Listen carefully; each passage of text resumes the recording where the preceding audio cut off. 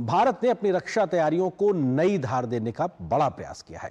नौसेना के लिए 26 राफेल समुद्री विमानों का सौदा किया गया है। भारत ने आज फ्रांस के साथ ये करार किया है। इस डील पर भारत 63,000 करोड़ रुपए खर्च कर रहा है।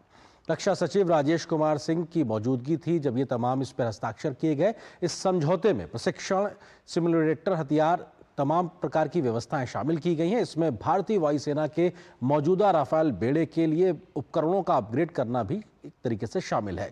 इन विमानों के आने के बाद भारत की जो रक्षा पंक्ति है उसको और ज्यादा मजबूती मिलेगी। भारत ने अपनी रक्षा तैयारियों को धार देते हुए फ्रांस से 26 राफेल मरीन लड़ाकू विमानों को खरीदने का ऐतिहासिक समझौता किया है। गुरुवार को नई दिल्ली के नौसेना भवन में रक्षा मंत्री राजनाथ सिंह और फ्रांस के सशस्त्र बल मंत्री सेबेस्टियन लेकार्नो ने एक अंतर सरकारी समझौते पर हस्ताक्षर किए। भारतीय नौसेना के लिए 26 राफेल समुद्री विमानों में से 22 सिंगल सीटर और 4 ट्विन सीटर हैं।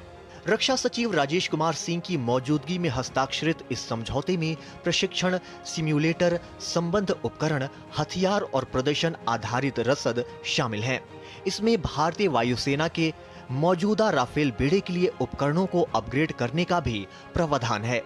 भारत के आत्मनिर्भर विजन के अनुरूप ये सौदा महत्वपूर्ण प्रौद्योगिकी हस्तांतरण लेकर आया है। भारत स्वदेशी हथियारों को एकीकृत करेगा और राफेल के अलग अलग हिस्सों के लिए उत्पादन सुविधाएं स्थापित करेगा। साथ ही इंजन, सेंसर और हथियारों के लिए रखरखाव, मरम्मत और ओवरहॉल इकाइयां भी स्थापित करेगा। इससे हजारों नौकरियां पैदा होने और एमएसएमई क्षेत्र को बढ़ावा मिलने की उम्मीद है। फ्रांस के डसॉल्ट एविएशन द्वारा निर्मित राफेल मरीन एक युद्ध विमान है। इसे समुद्री अभियानों में महारत हासिल है। वायुसेना के राफेल के साथ इसकी समानता निर्बाध प्रशिक्षण और रसद सुनिश्चित करती है, जिससे संयुक्त संचालन में वृद्धि होती है। वर्ष 2030 तक सभी 26 जेट भारत को मिल जाएंगे और चालक दल को फ्रांस में प्रशिक्षित किया जाएगा।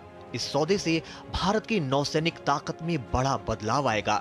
भारत की विमान वाहक पोतों की क्षमता में उल्लेखनीय वृद्धि होगी, जो देश की समुद्री प्रभुता को सुरक्षित करेगा। विशेषज्ञों का कहना है कि राफेल मिलने के बाद नौसेना की ताकत में जबरदस्त इजाफा होगा। नौसेना को मिलने वाले ये फाइटर जेट भारतीय विमान वाहक पोतों आईएनएस विक्रमादित्य और स्वदेशी आईएनएस विक्रांत से संचालित किए जाएंगे। गौरतलब है, ये देश के नौसैनिक बलों के लिए पहला बड़ा लड़ाकू विमान अपग्रेड है। इससे भारतीय नौसेना किसी भी खतरे का मुकाबला करने के लिए और अधिक सशक्त बनेगी। Bureau report, DD news.